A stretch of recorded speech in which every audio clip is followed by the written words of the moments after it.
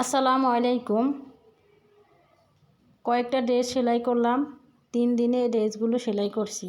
তো এখানে 3 জনের ড্রেস আছে, একজনের 2টা, একজনের এই একটা ড্রেস, আরেকজনের এই একটা। এই ড্রেসটা কালো ড্রেসটা জর্জেট।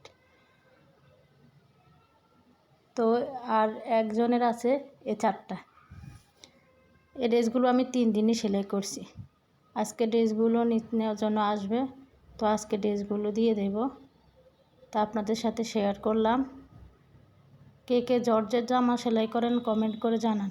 আমি জর্জেট জামাগুলো সেলাই করতে পারি খুব সহজে এবং খুব সিম্পলভাবে। আসলে আমার তেমন ঝামেলা হয় না, অল্প সময়ে আমি জর্জেট ড্রেসগুলো সেলাই করে দিতে পারি।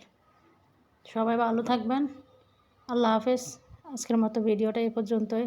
আবার নতুন একটা ভিডিও নিয়ে আপনাদের মাঝে হাজির হব।